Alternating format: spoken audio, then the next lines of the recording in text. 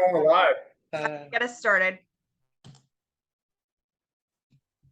I'm really short over here. What's going on with this chair? Start with me. All right, everybody. It's gonna take a couple minutes for everyone to start getting signed in. So I'm gonna pause for just a moment while I wait. Okay. All right. I see the numbers starting to go up. Welcome to today's class, everyone. Thanks for joining us on a Wednesday. We have a fun class scheduled today, something a little bit different. Bear with me for a moment while I go over some notes for anyone who's new today. This is a Evergreen Trees and Shrubs class. We have two of our buyers here, Michael and Joel. They work primarily from our Fair Oaks store, but travel the country helping pick out our trees and shrubs. They do a lot of traveling for us. So great people to talk to us today about some of their favorite evergreens. For those of you who have not attended any of our classes before, we cannot see you or hear you. This is a webinar, so it's a little bit different than the Zoom meeting you might be used to. If you have questions during the class, you're going to hit that Q&A box on your Zoom menu. You can type your questions in there. I'll be watching those, and Michael will be watching those too, Michael and Joel, during the class. So we'll all be able to kind of check your questions and monitor for those. If you have any tech issues or any other problems, feel free to send a chat. I'll be able to respond to those during the class. And we are recording today. So if you need to leave early for any reason, just know we will be sending out a recording and a coupon. Usually that goes out about 24 hours after the class. So keep an eye out for that. I think that's about it on my end. Michael and Joel, I know you guys probably want to share a little bit more about what you all do before we get started. So I'm going to hand it over to you guys if y'all could talk a little bit about your role at the store and then get started. Thanks so much for taking time out of your schedule to be with us today. Yeah, thanks for having us. Appreciate it. Glad to be here. So as Sally mentioned, Joel and I are part of our buying team here. We play a big role in the operations of the nursery and inventory management and what comes into the garden centers. So we were asked to chit chat a little bit about some of our favorite evergreens and some of the stronger performing evergreens that we offer here at the garden center. And so that's what today's going to be about. As well as some tried and true and some new introductions, things to be on the lookout for. So a little background about the two of us. We've worked together for about 15, 16 years and worked side by side pretty much that whole time. I always tell people Joel and I will produce very comparable quality, but we're both very heavily opinionated and strong personalities with regards to our plant choices. So this should be entertaining at least. So yeah, we see eye to eye on most things, and there's just a couple of cultivar choices between us that are differing. So, but it's good to have.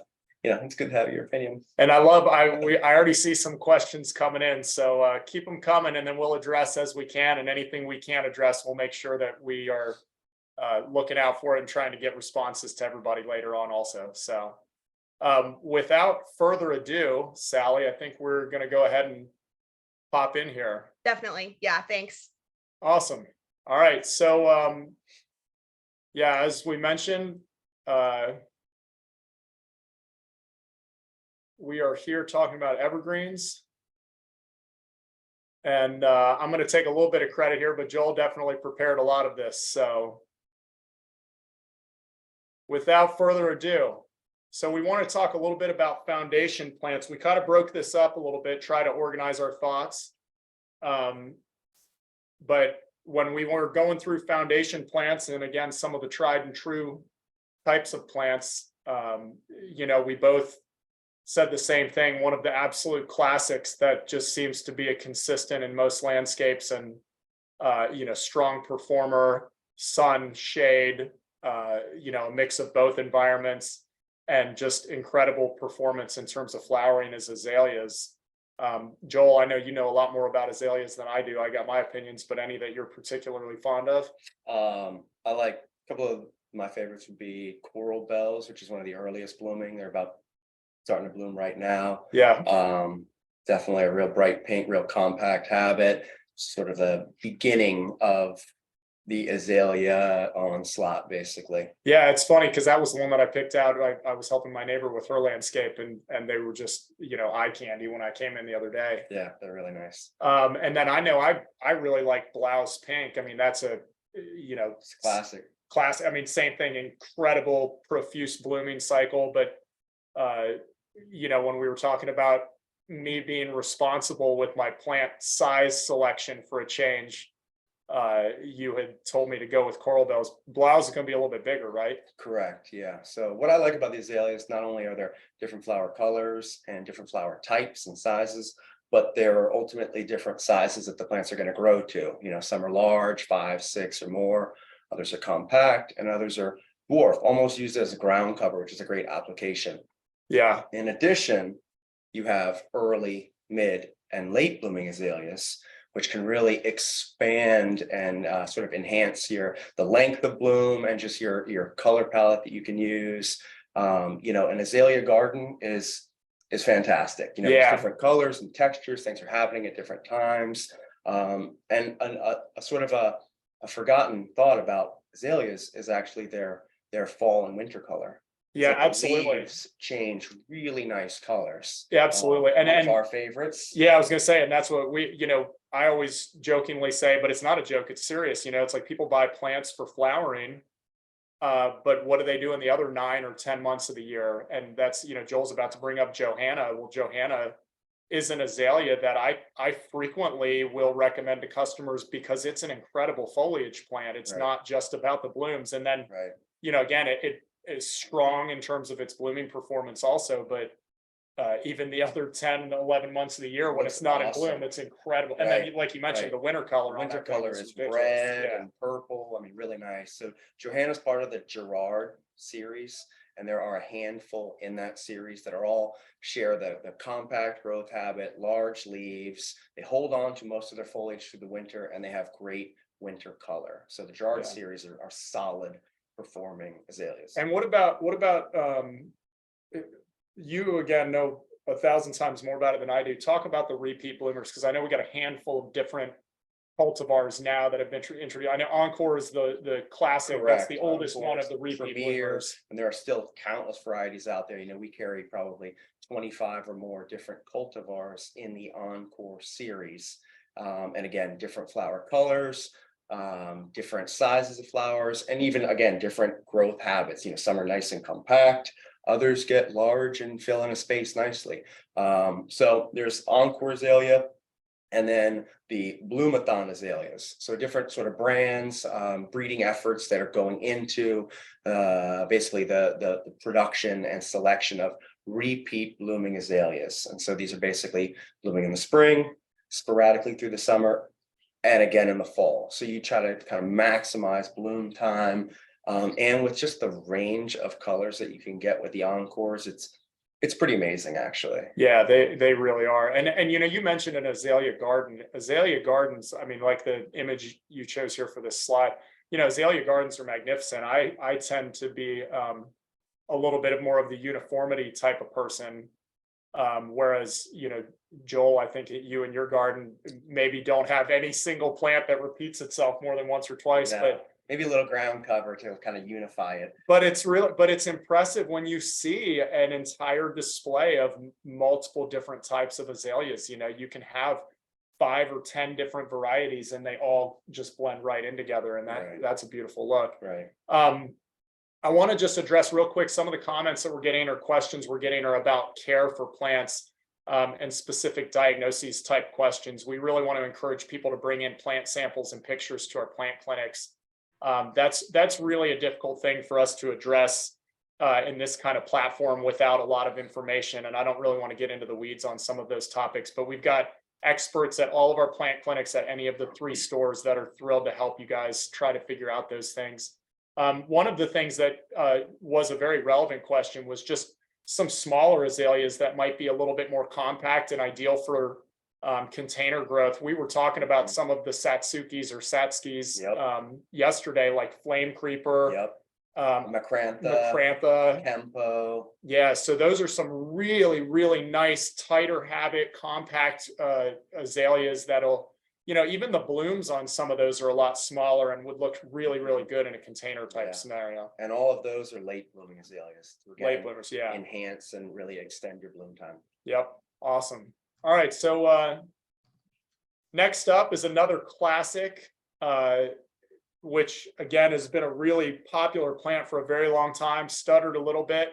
And now we've got some incredible new varieties of boxwoods out. Bill, why don't you tell us about some of your new favorite boxwoods? My three new favorites would be Freedom and Independence, and of course, Little Missy. Little Missy, that's Yeah. that's my Little go-to. Missy, That's yeah, my go-to. She's solid, performing, real compact, nice leaf. So Freedom and Independence, they're part of the new Gen series. What's the story with that one? Correct. So the new Gen series are basically selections of boxwoods that have been shown to have increasingly high boxwood blight resistance. They were Right. selected amongst basically plants that were infected with boxwood blight, and the ones that survived were the ones that were selected out. So these are solid performing plants, and they're also leaf miner resistant as well. So they're Oh, see, I didn't know insect that. and Yeah. disease resistant.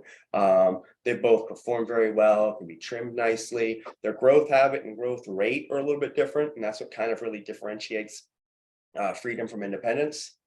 But you couldn't go wrong with either. They're just super solid performing plants. And Little Missy, I want to, you know, Little Missy again is now one of the newer ones that I've been really fond of. Mhm. And it's not in that new Gen series, but correct me if I'm wrong, it definitely has some strong durability and resilience towards those pathogens, Correct. right? We haven't Yeah. seen any issues with that.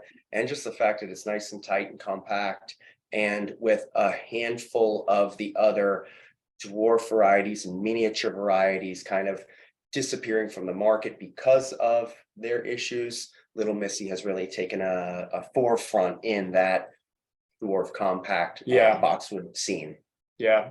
And I know we didn't really make mental note of it anyway, but Jim Stauffer was one of the other ones I'm a big fan of. It's you know, for a lot of people who have had that big classic American boxwood look, Jim Stauffer is a great choice for that. Of the Freedom and the Independence, I always get the names mixed up. Is it Freedom, the one that's real English looking?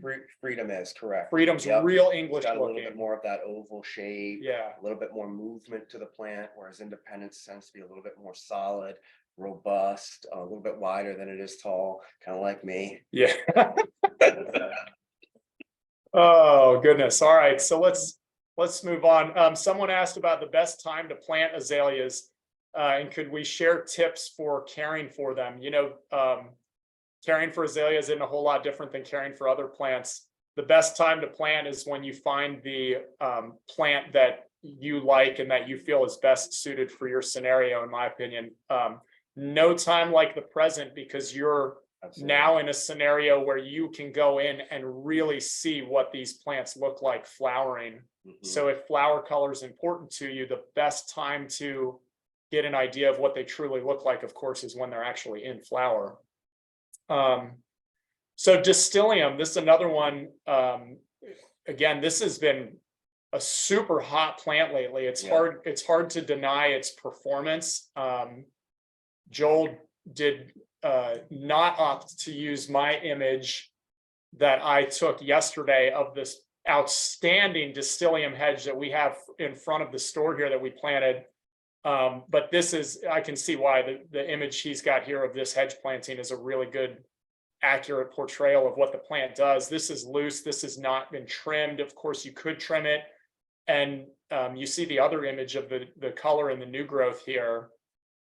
This is a plant that we've been, you know, increasingly proud of its performance and really floored by it, to say the least. It's hit the ground running in the industry, and everybody that's been planting them seems to be thrilled with their performance here. Yeah, it's really, like you said, hit the ground running. It A couple did. years ago, we sort of were introduced to it. We're excited about it because it was something different, something unique and unusual. And then over the past couple of years, there's been countless new varieties, cultivars that have been released, and they also are just showing strong performance, different growth habits. You know, some are sort of low and spreading, giving you a full plant. Others are nice and compact, and others are even upright.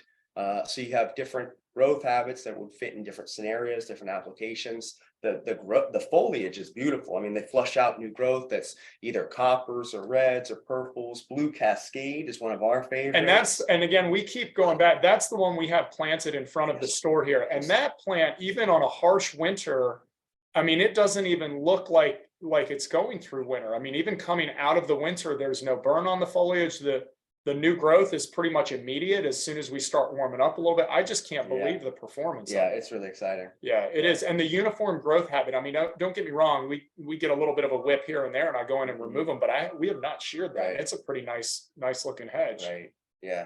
So it's exciting. You know, my first exposure to this plant too, actually in the ground, because again, we had started getting them, I don't know, 5, 6, 7 years ago. My first exposure to it was actually a commercial planting when they built that new Wegmans out there up in Chantilly. Yeah. And they planted them in fall, and it was late fall. And then we had some really harsh temperatures. And I thought, wow, I wonder how that plant's going to do. I expected them to be dead, to be honest with you, because nobody's watering in the winter. It's a broad glossy leaf. And I couldn't believe it. They didn't even go off color. It was incredible.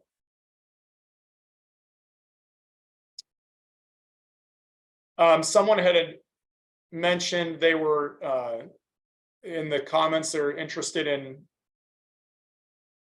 hearing about some evergreens that are native. So inkberry is an incredible popular plant. You know, we've been really going through a lot of these. Obviously, there's a lot of interest in native plants. This one is certainly beneficial. Inkberry, they produce a fruit. There's a lot of different cultivars of them. You know, Joel, can you speak to the differences in any of the cultivars? So probably the most name recognizable would be Shamrock, which is in the picture here, with a little bit more of a skinnier leaf. One of my favorites is Compacta, just seems to have a bigger, rounder leaf. But two new ones that are kind of hot on the market over the past couple of years would be Strongbox and Gembox. And both of those are very nice. Gembox is a very small leaf, very fine leaf, very compact growth habit. Okay, then Strongbox has the bigger leaf. Again, compact growth habit, but a little bit of a bigger plant. Got it. Those two are definitely, they're hot. They just seem like they're a very nice looking plant and perform nicely. And they are going to be a smaller, mature size. Correct. Yeah. And I think one of the things about inkberry that people are not aware of is actually how big they can get. If you don't prune those and keep them as a hedge, you know, I've seen inkberries get up to be 4, 5, 6 foot in a day. Yeah, easily. And so that's another thing. We were talking the other day, you know, the one image we shared here, you can see the stems at the bottom of the plant. You know, inkberry is a great native, certainly beneficial for wildlife, does produce a fruit. One of the concepts that Joel and I were discussing that we think is real important to make sure people are aware of, the actual habit of the plant. So, you know, you're not disappointed when it does start to show some of its bottom half a little bit. You know, it certainly is a great evergreen. It's a great native choice, but it is known for dropping a few of the leaves down at the bottom and showing some stems. So if that's something where, you know, you're front and center in a formal landscape, it may be something you want to consider planting a second tier of plants in front of it, maybe something a little bit more ornamental, something flowering, just something to take your attention away from that naked bottom half of the plant. But again, it's a great texture, especially, you know, if you've got that's sticking up above surrounding plantings. Someone asked about sun preferences, sun exposure for the plants. You know, everything we've talked about so far does extremely well in just about any environment. You know, you can always expect a plant to perform a little bit differently in sun versus how it will in shade. But everything we've discussed so far will tolerate everything from full sun to just about full shade. Of course, the plants will be a little bit thinner in the shade, but you know, even boxwoods. I know Peggy and David, Sally mentioned, you know, they were having a garden tool discussion a week or two ago. You know, Peggy is known for planting boxwoods as individual plants in her garden, and she has huge oak overstory canopy. And boxwoods are just a surprisingly incredible performer, even in the shade. But definitely azaleas the same. They'll thin out a little bit, but that's known to, you know, that's as long as you expect that, that's great. Distylium, the hedge that we have here, is on the north side of the building, and only in the winter really does it see direct sun exposure.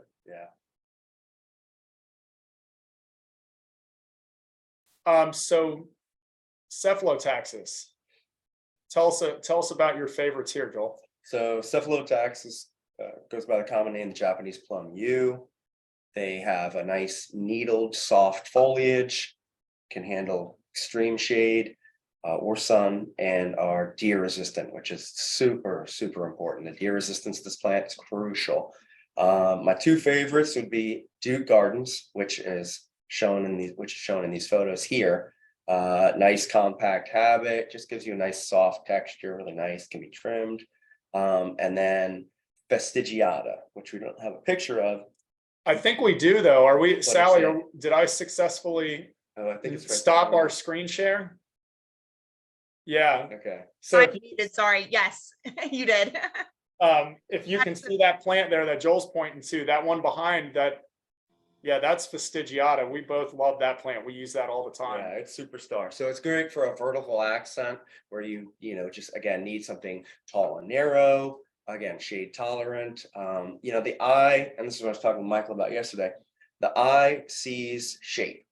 Yeah. So by designing with, round objects or low ground cover, and then just putting in vertical accents, the eye really sees shape, and you can kind of design with shape. And so it's very interchangeable what choices you use, but again, that just be conscious of the plant's shape as a function, I guess. Absolutely. And that's one thing that I think people don't, when we talk about landscaping,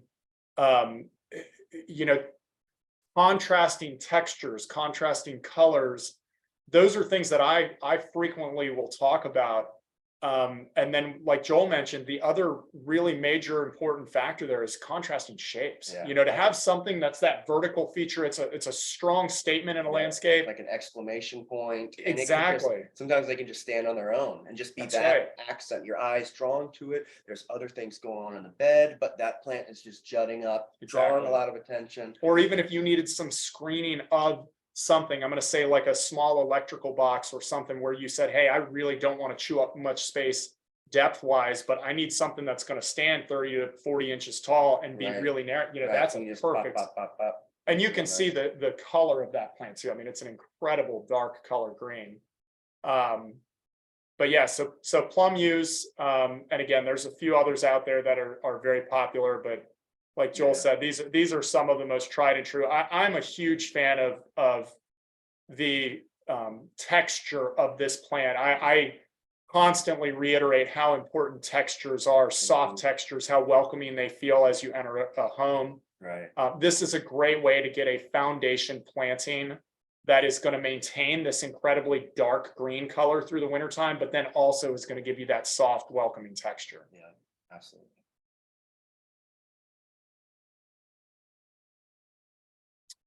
So I know this is one of your favorites, and for those of you that have chimed in when Louis talking, you'll hear him discuss this plant 1,000 times a week. This is a Louis plant. This is a Louis It's plant. a great plant. I've got one in my house. I love it. Before someone asked about how to spell the Fastigiata plum yew is Fastigiata is Fastigiata. Fastigiata plum yew is YEW, not YOU like me. Yeah, so go ahead, Globosa. Yeah. So I love Cryptomeria in general, and there are a lot of nice shrub varieties. Again, the texture is super cool. Cryptomeria has a texture really just so unique. There really is nothing that has this texture, and it's just so special, and it just like the eyes are drawn to it. I'm very tactile. I touch all of my plants. Yeah. And so it's very like it's soft. It's just something super special about Cryptomeria. And this is probably one of my favorites. And Cryptomeria in general has that texture. I mean, you Yeah. can see it even on the trees, you can see it from You're a just mile away. drawn to it. Yeah, no, I agree. And same thing you were mentioning about the Cephalotaxis, incredibly deer resistant or tolerant of the presence of deer. Right. And just an absolutely perfect shape. I mean, you have to do nothing to this plant to get that rounded gumball look that so many people want, Yeah. And I always tell people too,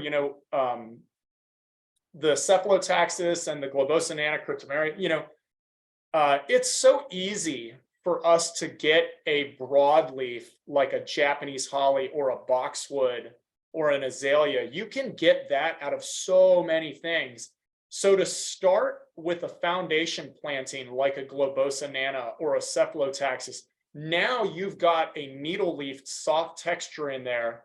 Now you can put any one of those other broadleaf textures in there that will complement and contrast with this. Right. You know, if you start with one of those broadleafs, now you're trying to figure out, okay, well, I want to use azaleas, I want to use boxwoods, and I Right. want to use Distylium. So how do I work all of those in and get contrast? When you start Right. with a needle leaf, then, you know, Right. the Exactly. options are endless. Yeah, absolutely. So that pretty much wraps it up for the foundation plants we really wanted to talk about. The next group we want to talk about is screening. We're going to talk about large and medium sized screening. And it seemed appropriate to start it off with one of our most popular, tried and true, strongest performers. I know we all plant a lot of these. And you see them all over the place. You see them all over the There's a place. reason why. Yeah. They just perform well. They can grow anywhere. They're very useful in many applications. Yeah. And that's just the reality of these plants. It is reality. Now, I'm you know, this is a fairly mature picture of both of these plants, I would Right. say, that you've Yeah. got up here. You know, one of the things that I frequently tell people, emeralds are the image on the right here. And then the green giants would be the image on the left. The green giants, Thuya plicata is Western arborvitae. Emerald green is a cultivar. It's a selection taken off of the Atlantic white cedar, the Thuya occidentalis, which is a native tree in the forest. So this is a columnar cultivar that was selected from that plant. The emerald green is notoriously deer salad. Am I wrong? That's pretty reliable, right? That's correct. Yeah. So emerald green is definitely one. If you're planting out on a border of a property and you're looking for screening and you know you've got strong deer pressure, Yeah. you may want to think go in another direction. Green giant, however, is typically fairly reliable. I've seen them browse a little bit of that new growth, but A little, but but- they'll be solid. but it's rare that they do that. And even if they do, it doesn't disrupt the plant's habit. And it's just an incredible performer, extremely durable, extremely fast growing. I mean, you can expect, 2-3 feet of growth a year on the green giants. Deep root system. Yeah. Withstands wind and snow load. And just such a great color. Now they bronze in the wintertime, which I think is Correct. attractive. I think it's cool. It's like this coppery purple bronze. It is. I love that about them. I think, again, seasonal change is one of the benefits to living in this area, and they are not short on that category at all. Right. The one thing that I always tell people too is when I'm going to use my community as an example, we don't have big lot sizes. We've got a fenced in backyards for the most part. And so a lot of times people are looking for something narrow, but they need significant height and they need it quickly to Right. screen their neighbor's second story deck or Right. something.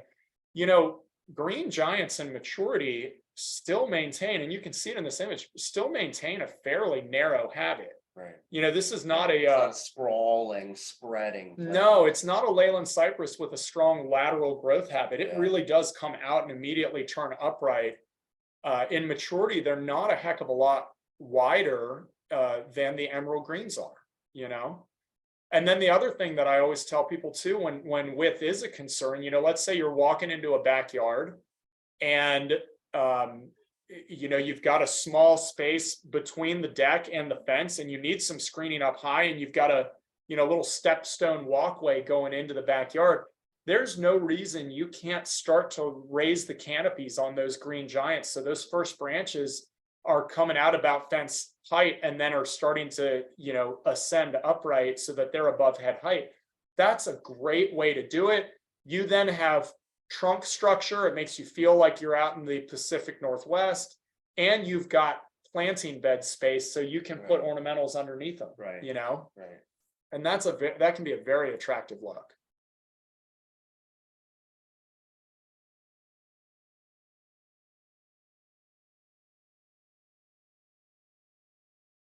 So Cryptomeria, this is what we were just talking about, the shrub form, the globosa nana. This is the tree form. These are, either radicans or yoshino, but Japanese cedars, I mean, you spoke to it. It's beautiful. The texture is just unbelievable. It's Right. out of this world. Right.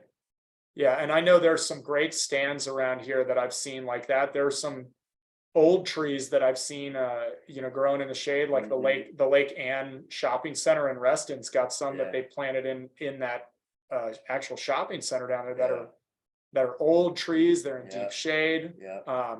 Just an incredible performer. Yeah. The bark is red and it kind of like peels. I mean, it's just a really cool looking tree. Yeah, they're incredible. And the fun fact about Cryptomeria is the name. So they're Japanese cedar. In Japan, they actually use the wood for making caskets, which is where they got the name Cryptomeria. Crypt. I did not know that. Yeah, Thank you very much. I'm full of fun, useless facts. That's great. I'm gonna write that one down. Cryptomeria. Okay, good. So next up, Juniper. So this is one of our strongest natives. I'm a huge fan of Eastern red cedar, variety of reasons. But I think this is just, I'm so thrilled to see this plant coming back and so many cultivars of it, Yeah.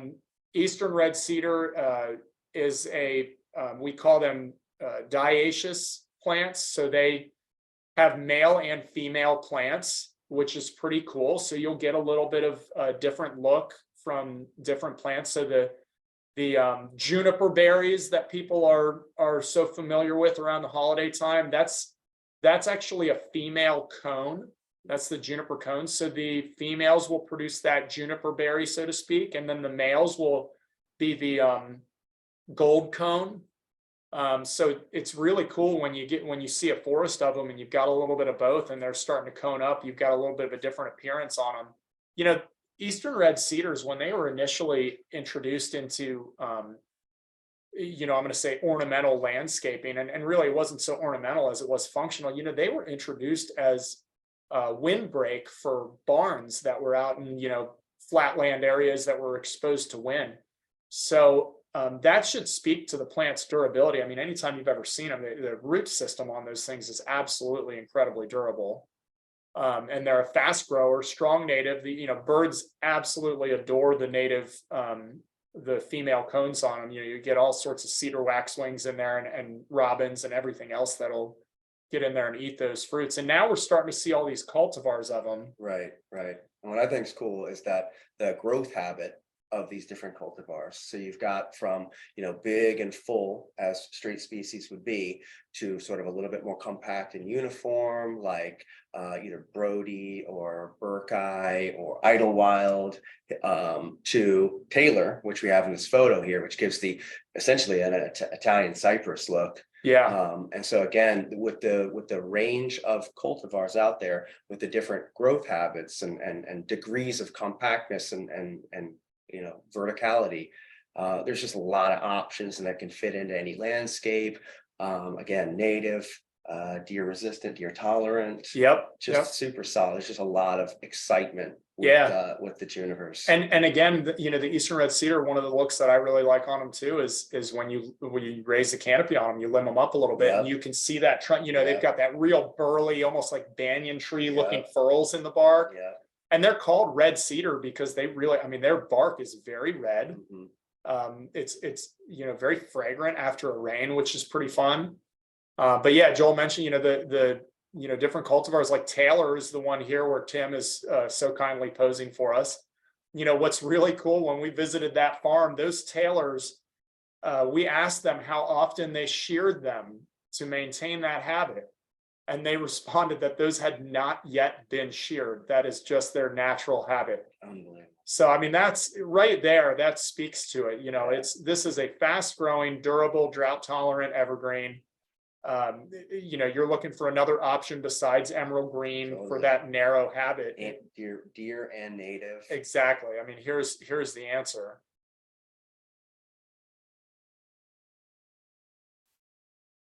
Now we get into some fun ones. Yeah, so this is definitely, this Cedrus is one of my favorites. Cedar. Well. Yeah, this is I could just talk all day about this plant. In fact, we actually, our last category is specimen evergreens, and this has made it obviously into screening, and we'll revisit it in the specimen. But Joel, tell us a little bit about the ones that are on here. So the one on the left is a Deodora cedar. The one on the right is Blue Atlas, Cedars Atlantica. I just love cedars again because I'm super textural and structural. And so for me, you get just this amazing texture of the foliage, the colors just super vibrant. And with this sort of like slightly relaxed pendulous habit of the deodar, yet still growing vertical, just it really, I don't know, it does something to the eyes, I think. Yeah, absolutely. And you know, that's it's just such a majestic tree. I mean, and then the Atlas, the Blue Atlas here that we're looking at, you know, same thing, but almost, you know, the deodar really has a little bit of a longer needle, so I guess it gives it a little bit of a softer appearance, like lushness. But it's funny because the Blue Atlas doesn't really lose that soft appearance, but I feel like because it's got a shorter needle, it gains a more architectural presence. You know. Correct. And then there's some of these really fun cultivars of these plants too. We've got some that are ground covers. We've got some that are, you know, just dwarf varieties, like the Horstman Blue Atlas is. I mean, that's an incredible plant for somebody who really wants that Blue Atlas look, but wants something that's going to be a little bit smaller and squattier. Quarter of the size. Yeah, it's not going to be a huge tree. Yeah. And you know, Blue Atlas has really caught fire lately. You know, people are really excited to have another strong option that's going to give them that blue color like a blue spruce. You know, Blue Atlas it's just a great performing tree with great color. Yeah, absolutely.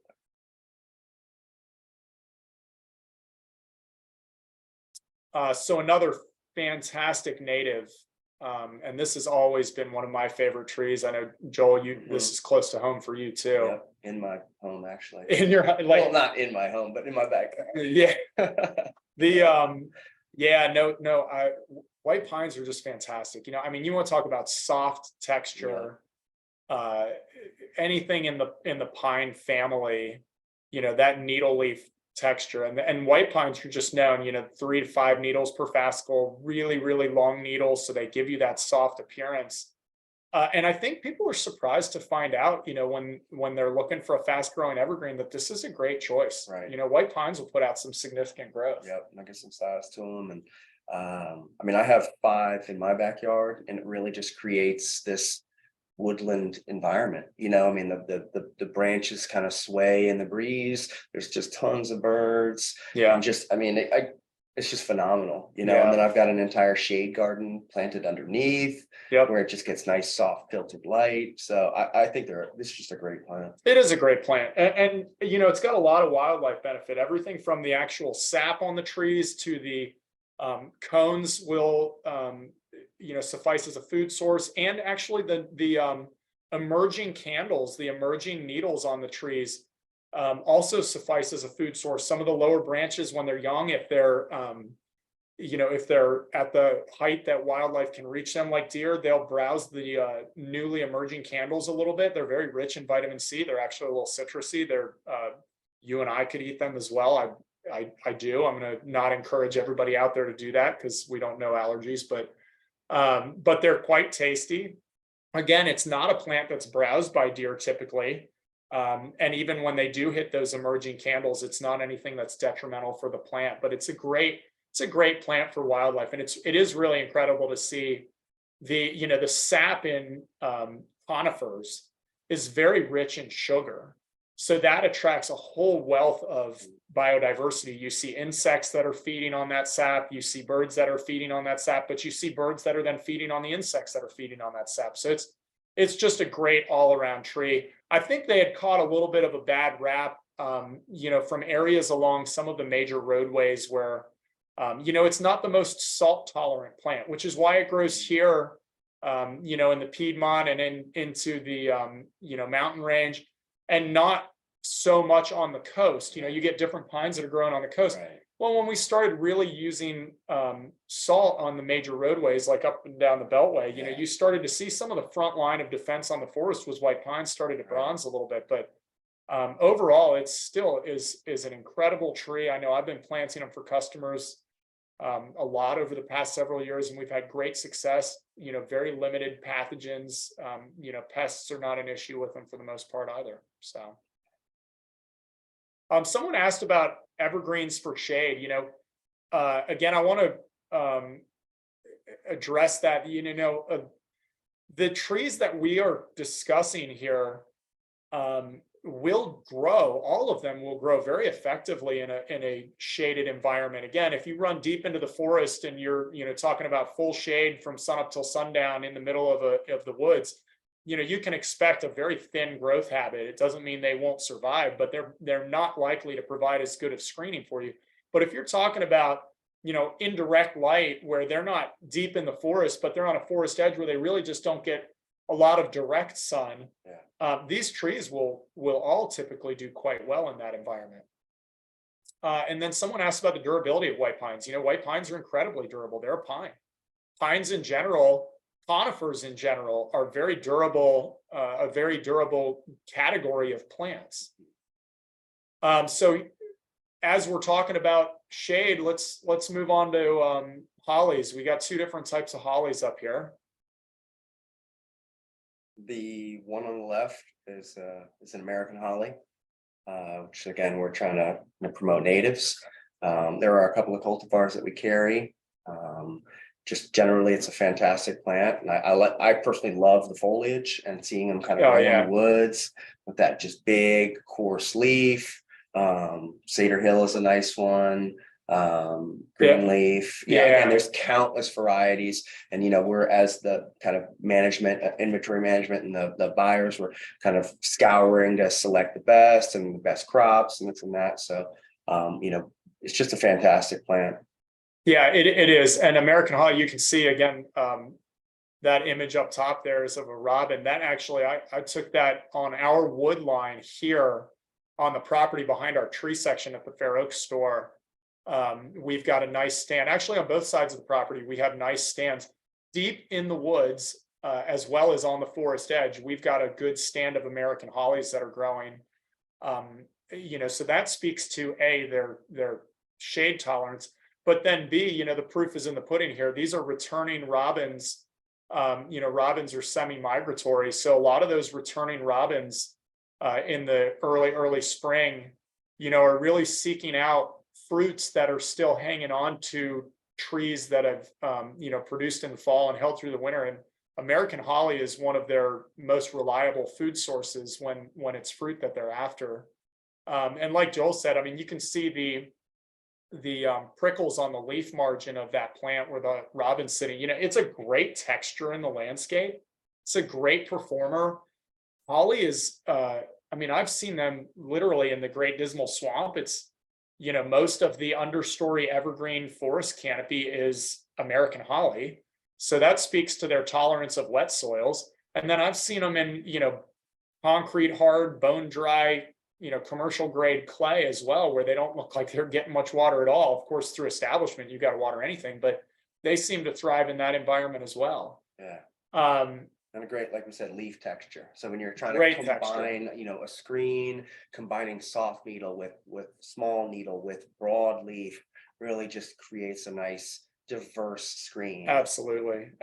And then the other one is Nellie Stevens. Nellie Stevens is one of those plants that, Joel and I talk about as tried and true. I mean, this is a plant that's been around forever, been heavily planted since the 70s.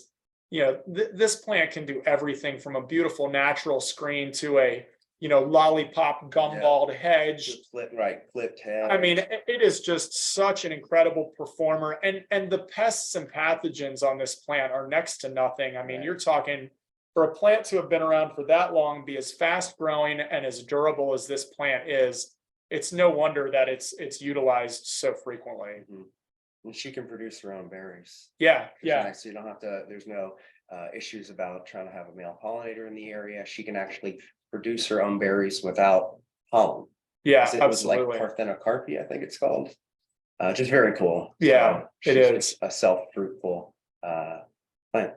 Yeah, somebody asked about trimming up hollies from the bottom. Absolutely. Some of my favorite hollies are ones that have been pruned up and they've raised the canopies on them. So they're a little bit more tree form. In fact, tree form Nellie Stevens, again, I don't want to get anybody too excited on it. It's not something that we get frequently, but it is something I've seen people doing a little bit more, and it's, you don't have to have a neat, tidy single stem on a plant to raise the canopy and show off the trunk a little bit. Nellie Stevens is a perfect example of a plant you could have 2 stems on and raise that canopy and show some trunk structure on it. It'd be absolutely beautiful. Yeah. Same thing with the American hollies. Some of my favorite American hollies, are huge trees that have, 10, 15 feet of trunk before the lowest limb starts. Yeah. And again, sort of the irregularity of the branching habit gives visual interest. Absolutely. I mean, for years when I first got into plants, everything had to be, symmetrical and perfect and this and that. And the more I got into it, realizing that there's beauty in the, interesting irregularities of these plants. Absolutely. Japanese maples and all of these things that its desirable characteristics is the lack of uniformity. And it's just, I don't know, it's just a beauty that's there. Yeah. And I think as plant geeks, that's something, you and I and Tim, we always talk about how much we appreciate that. And we try to balance our desire for character with, the demand for that prim, proper, formal look. Right. Sometimes we get a little wild and crazy, but that's all in good fun. Yeah. Some more strong natives, magnolias. Joel, you want to talk about Southerns, some of the different cultivars of Southerns? Yeah, there's quite a few. Some of the larger ones, Bracken's Brown Beauty. Yep. A Paris. Oh yeah.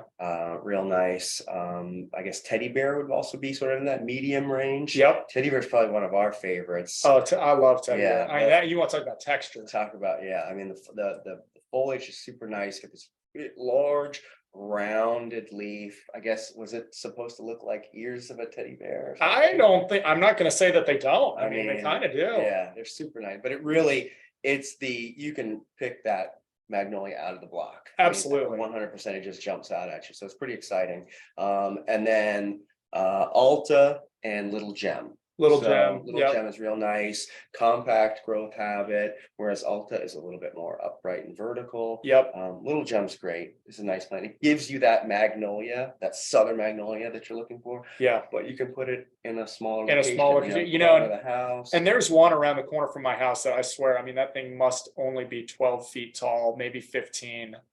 And gosh, I think it's an original planting with the house. It has to have been there since the 60s. I mean, it's beautiful, but it is definitely a legitimate dwarf. And I don't want to forget my favorite, which is Dee Dee Blanchard has always been my favorite because it has a very pronounced underside of the leaf. One of the characteristics that I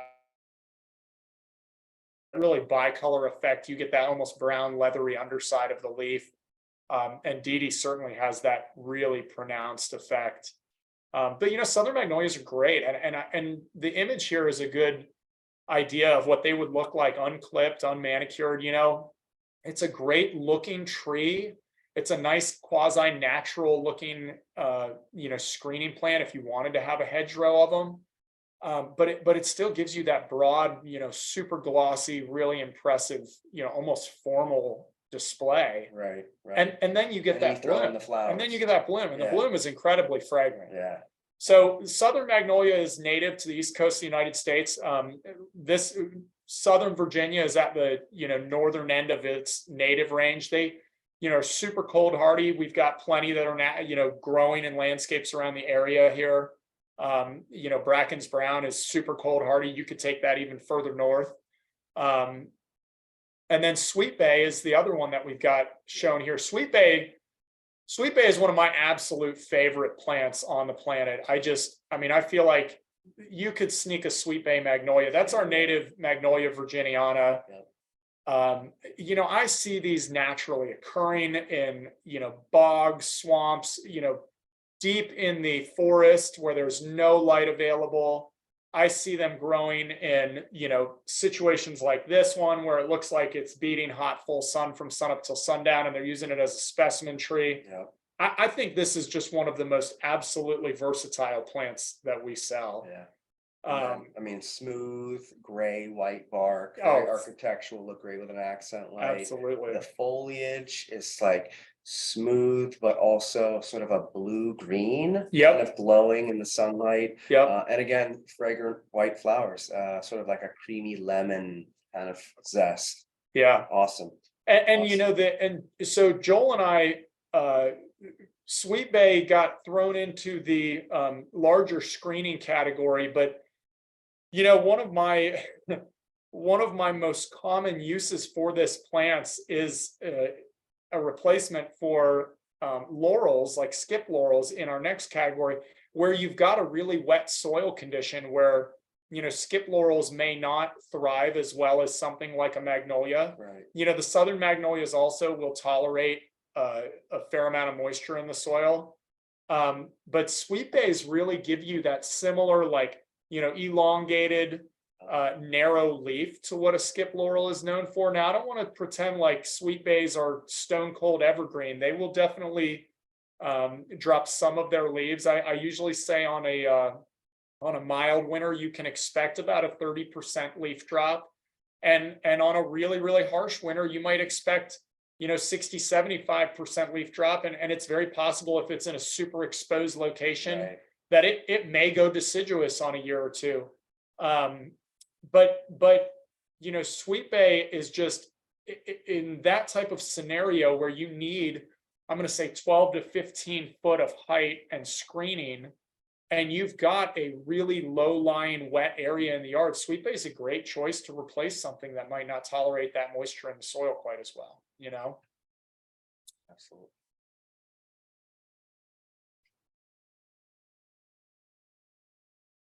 So that's a great segue into laurels. You know, laurels have been a classic look in landscapes for a long, long time. We're all familiar with the autos. We're all familiar with the skips. You know, auto's the more shrub form. Autolucan, that is. Skip laurel is the one that's a little bit more upright that I was just mentioning Sweet Bay as a native alternative for. But there are a few new ones out, and I don't know that everybody's quite familiar with them yet. Yeah, we were visiting a grower in Oregon, and they introduced us to 3 new varieties, and one really caught our eye. I mean, we saw this big block. I mean, we must have been thousands of them as far as the eye could see. Just big, full plants. The leaves were lush, glossy. I mean, it was just glowing. You know, it was just unbelievable. And we were all just drawn to that one, and that is Greenfinity. Greenfinity and Greenfinity. Correct me if I'm wrong, but I didn't mention. We mentioned autolucans. We mentioned skips. I didn't really mention dwarf English laurel, but Greenfinity would probably be more along the lines of a dwarf English type performance, right? Correct. You're probably looking at 6 or 8 feet tall, 6 feet wide, so big and full, but not massive. Yeah. But again, the foliage is just knockout. I mean, it is crazy. It is. I mean, great deep sunken leaf venation, so you get this good texture. Big, broad, glossy leaf. I almost feel like when you see a hedgerow of them, you know, like where we were, you know, it gives you a little bit of like kind of a resort feel. Just an absolutely fabulous plant. And laurels, again, it's a great look in a landscape. You can't ask for a better pop of evergreen foliage.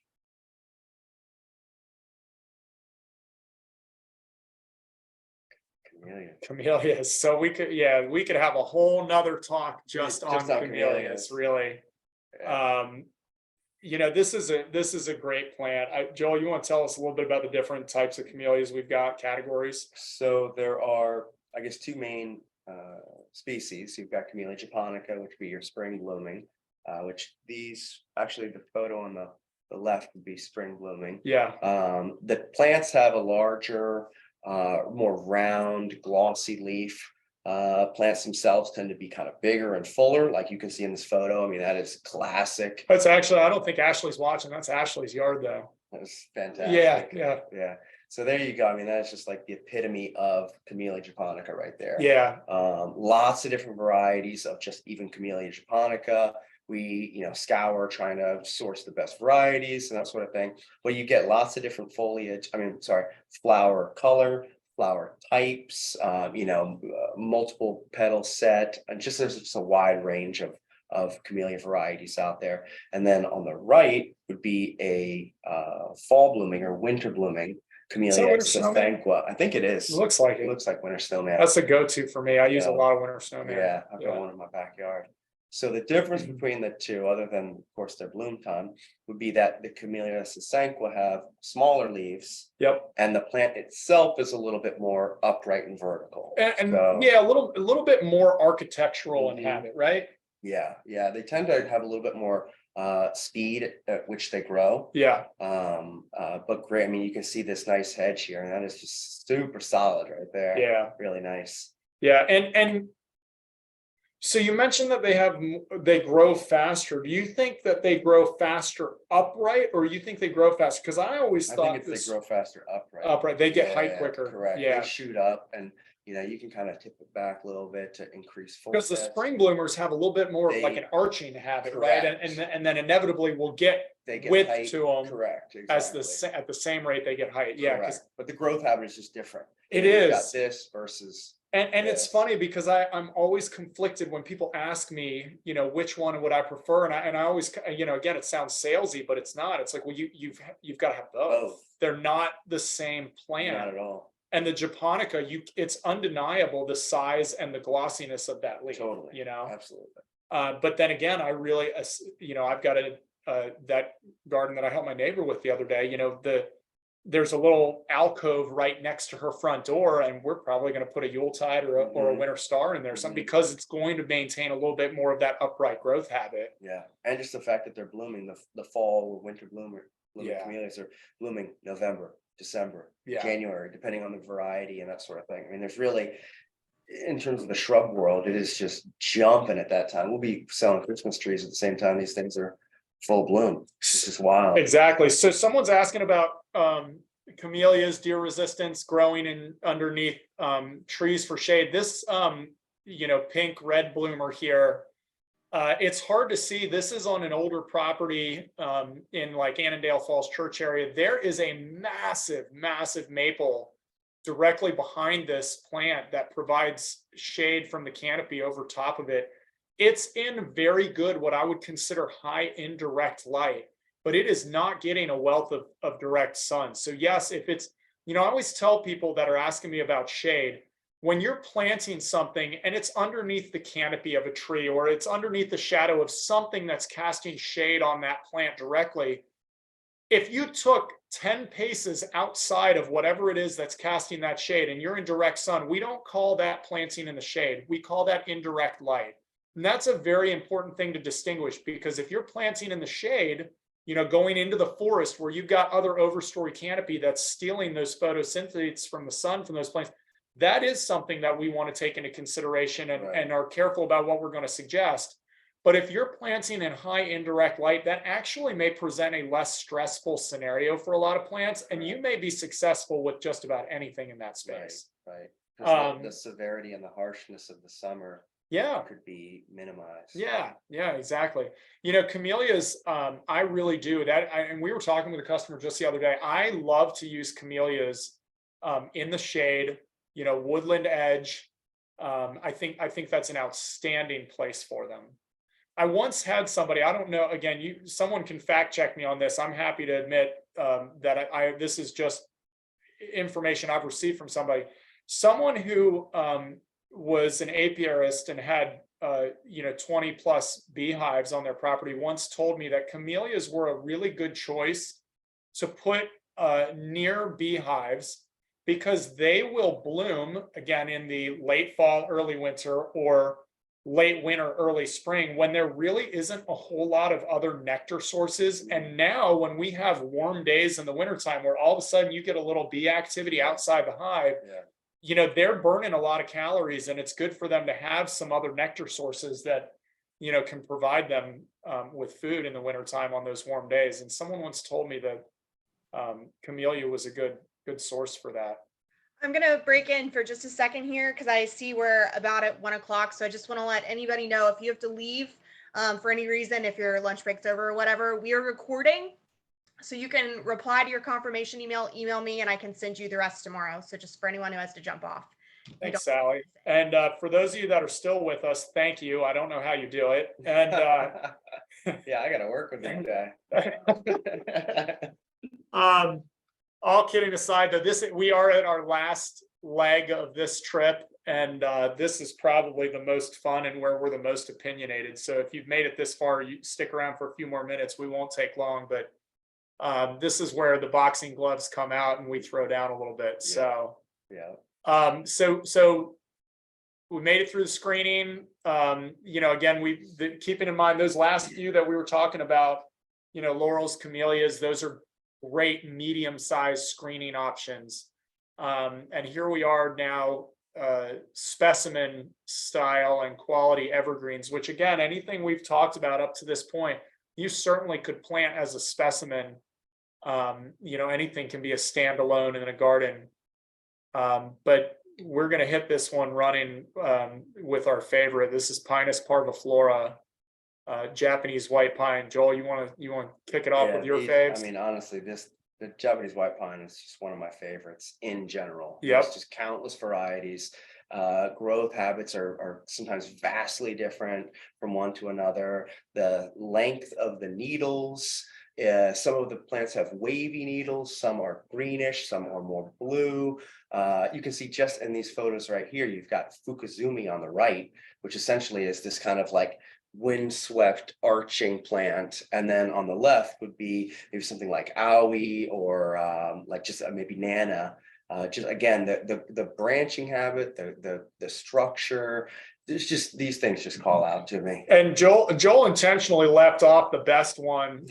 So he included Aoi in here instead of Bergman's, which is my favorite of the uprights. And that's where, what Joel's saying about the, variety and how different they can all be. So Aoi and Bergman's are both, ones that will grow vertical.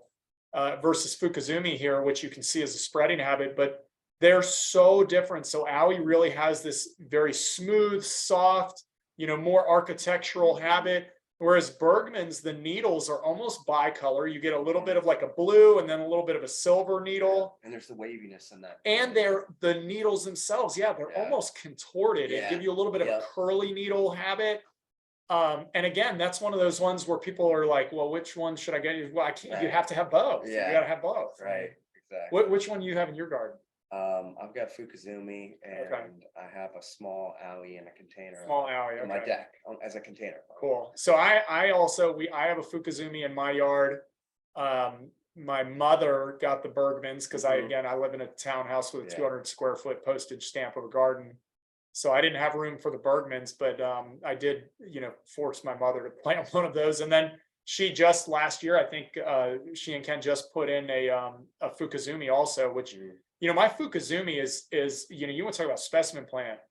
My Fukuzumi sits smack dead in the center of my like herbaceous perennial garden. It's surrounded with strong native perennials. There's Rudbeckia and their Echinacea. I've got Liatris that's popping up through the actual branching of the Fukuzumi. And it's right next to your driveway. You can literally just reach out and touch it. It's right on my driveway. And I've got one arm that runs all the way down the retaining wall. That is cool. That is the plant that doesn't convey, so to speak. We geek out about all this. This is just too cool. So this one, Thunderhead, I don't feel like there's a more appropriately named cultivar of any plant in the industry, I mean, that's just Thunderhead is a Japanese black pine. I don't know. I mean, architecturally, it almost reminds me of like mounding rolling hills. Yep. I mean, it's just big and beefy. The needles themselves are very thick. Very long needled pine, very stiff plant. The candles are literally like white, just these elongated candles. You can see in the photo here for winter interest. It's just, I mean, it really, the contrast from the dark green needles to the bright white candles, it just does something to the eye. They really are appropriately named candles too. I mean, that is what it looks like. I'm so excited for the one we just planted in the garden here to get some size to it. What Joel just mentioned too about the thickness of the needle, that's a major characteristic of Japanese black pine, like versus our native eastern white pine. The eastern white pine's a very thin needle. There's like 3 to 5 per fascicle, which is a little sheath that actually holds the needles. And they're a thinner needle. So that's a very soft texture and appearance.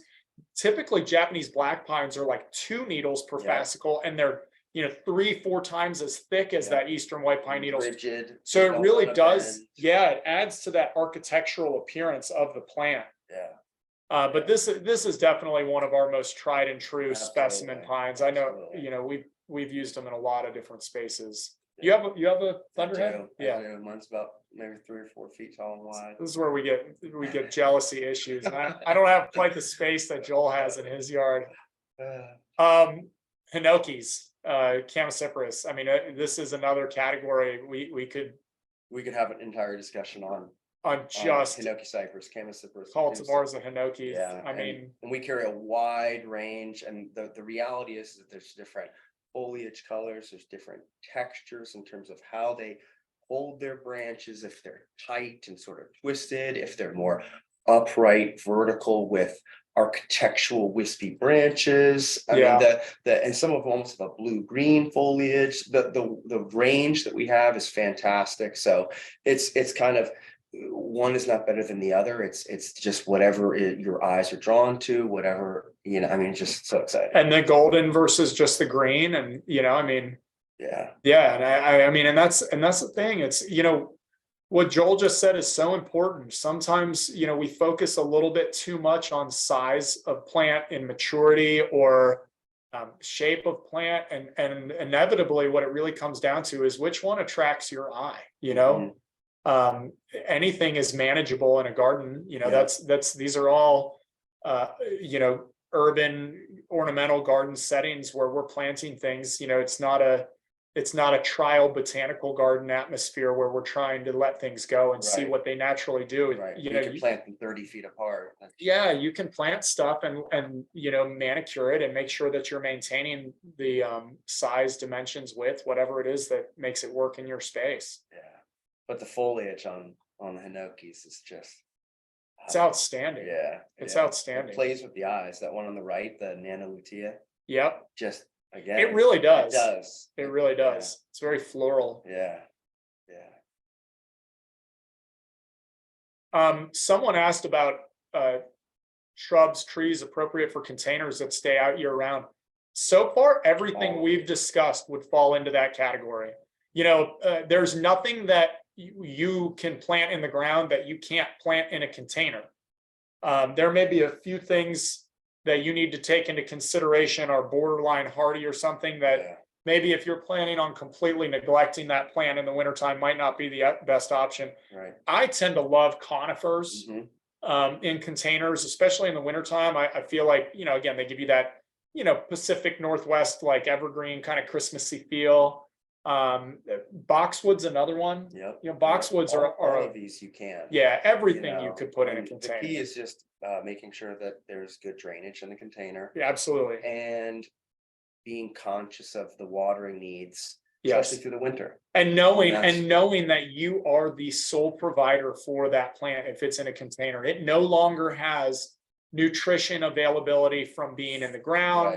It no longer can rely upon rainfall or sprinklers in the yard, for moisture. It's going to dry out quicker once it occupies that soil space with roots. But here we flip back to Cedrus again.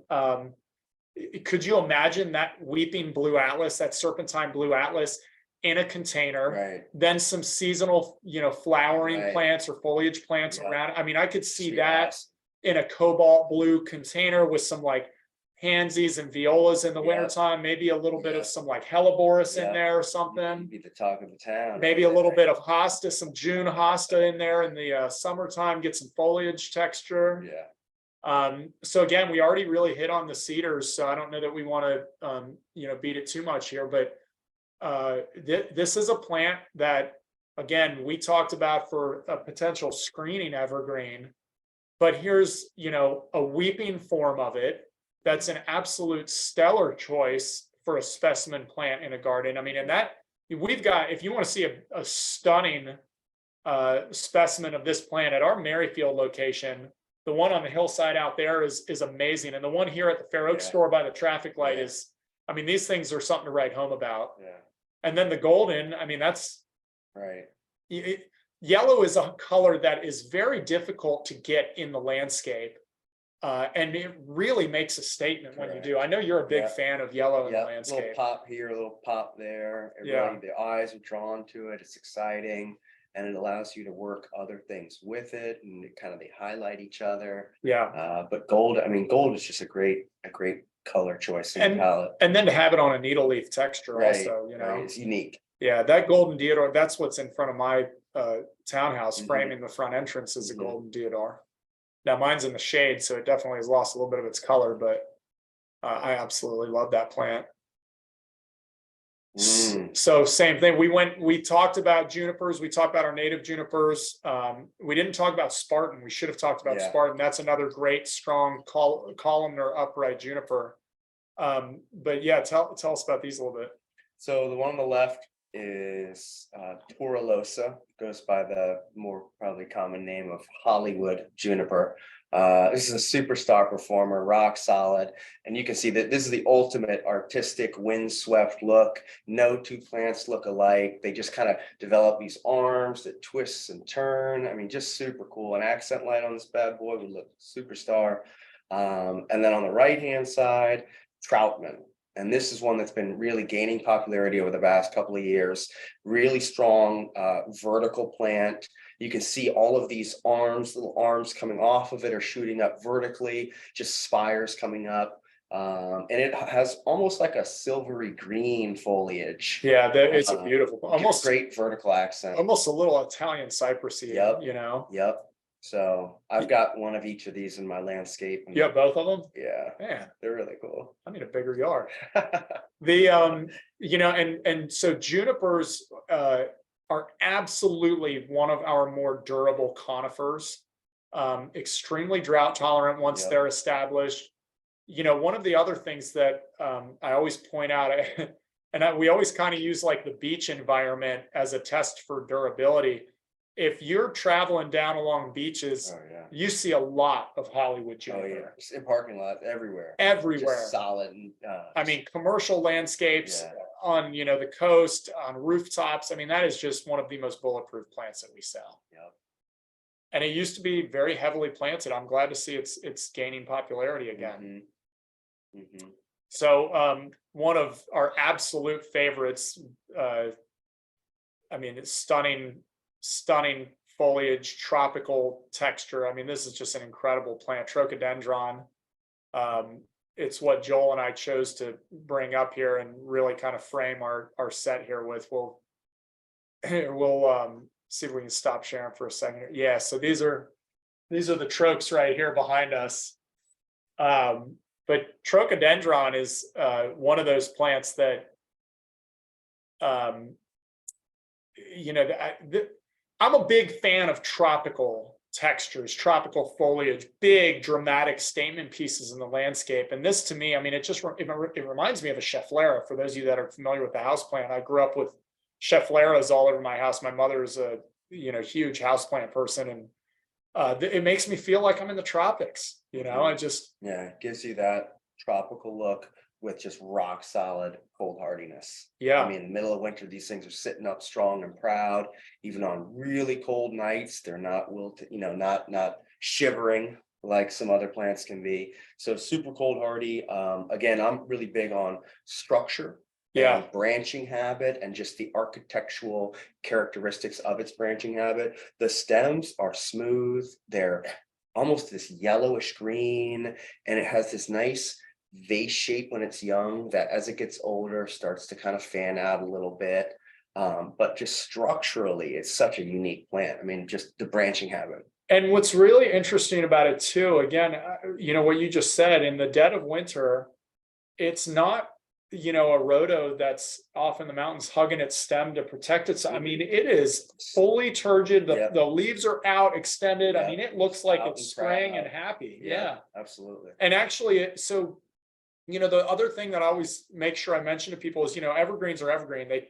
They certainly maintain foliage through the winter, but evergreens don't keep every leaf that they've ever produced, right? So they will drop typically 2-3 years old growth as they're flushing new growth. And you'll often see, like on the inner parts of, I'm going to say, like you know, pines, when they start shedding their old pine needles, they'll brown, they'll go off color. And you know, what's really cool on this plant is when those old leaves go off color. I mean, it's almost like a maroon color. Right, I was gonna say red. It's maroon. really pretty. It's, I mean, it's almost like Johanna Azalea. Yeah, right. Yeah. But it's just, yeah, this is such an incredible plant. I couldn't believe when we planted the one out front here. There's one planted right by the side of our breezeway. We've got a little pond, and it's tucked up behind the breezeway by the cashiers. And like Joel said, I mean, middle of winter, this thing was just as happy as could be, fully green, not a concern in the world. Drawing a lot of attention just because of its, you know, just how unique it is. And again, it looks like a tropical plant growing in Northern Virginia. You must have this at your house? I do. You do, of course you do. I'm gonna figure it. This will be the year I'm planting a truck. So Joel's got a little bit of a bigger yard than I do, for anybody who hasn't picked up on that. So there's some jealousy issues going on here. Pretty heavily planted. I'm having to maintain things and selectively prune, and you know, just I got excited. And that's part of the fun. It's part of the fun. That's exactly right. So this is one that you have this in your yard? I do. You do, under the truck. Unbelievable.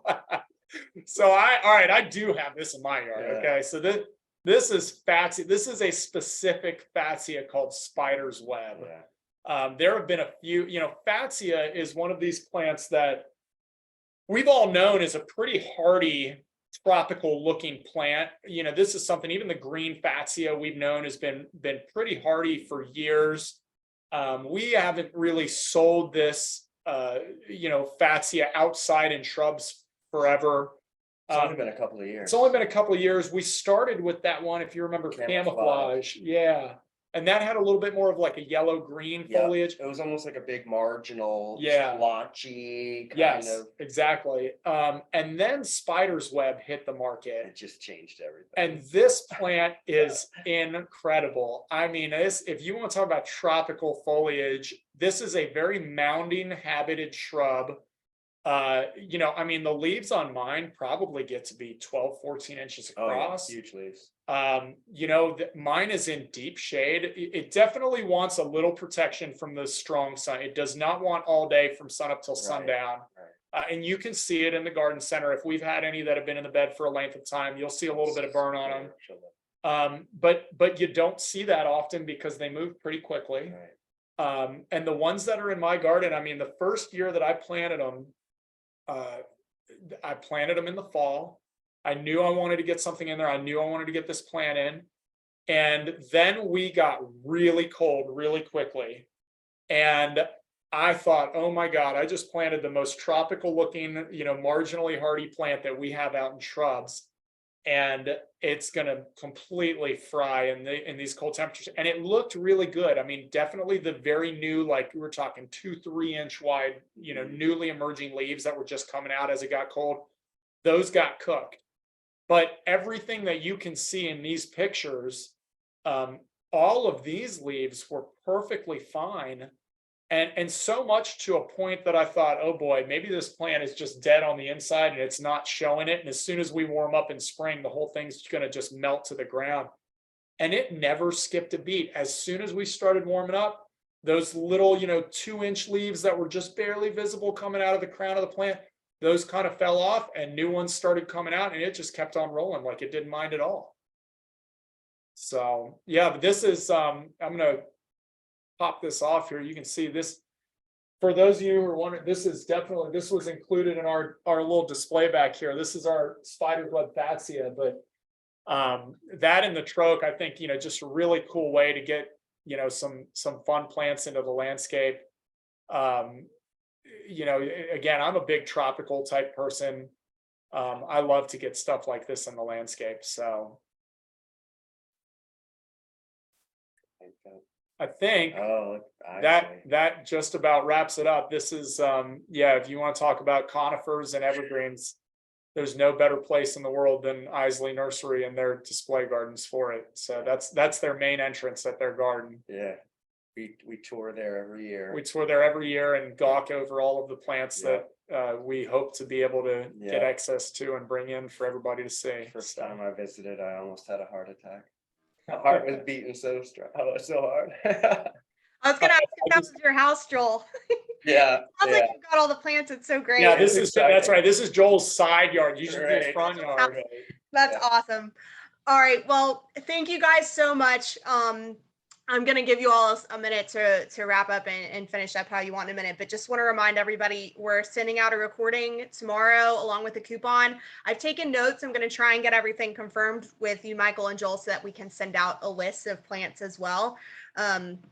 So hopefully we'll be able to do that. If not, I will have one available. You guys can email me and I'll eventually have one. So I'm going to work on getting it for tomorrow, but let's see. I think that is it on my end. Do you all have anything you guys want to wrap up with? No, but I do want to address, just there's certainly some questions on here that we didn't address. We intentionally skip over the ones that I'm going to say are about personal scenarios. And we will absolutely address anything that we revisit all of these questions and feel like we can. I want to just reiterate, everybody who has questions about health of plants or how to encourage blooming or things like that, it is always best if you would visit our plant clinics, bring in pictures, plant samples, as much information about the care of the plants that's been provided as possible. We've got experts at all 3 of our stores ready to serve you at any given time. Shout out to John and Barbara Tessner, because I see that they're on here and I always enjoy seeing them in any of our events. So Yeah, and this is just the tip of the iceberg in terms of the selection that's out there. yeah, we went through and picked a few of our. It was hard to narrow it down. Yeah, we really had to eliminate a lot so that this didn't go all day, and it easily could have. But anyway, anything that you guys want to know more about, we're always here at the Fair Oaks store. Would love to have y'all come in and visit with us, and we'd love to help you select the right plants for your landscape. Definitely. Well, thank you guys so much. Thanks for joining us. I see some nice comments coming in. Guys, please feel free to call the store. Michael and Joel are at the Fair Oaks store, or you can hit reply on your confirmation email. That goes to me, and I will make sure that Michael and Joel get your questions, or the plant clinic. If you're having issues with plants you need addressed, you can email or call the store for that. Send me pictures if you want to. I can forward them on. I'm happy to help. So thank you guys, Michael and Joel. Thank you so much for taking the time out to go over all these plants today. I've learned thank you. plants I've never seen before. So that's awesome. Have a great day. Thanks, everybody. Take care. Bye.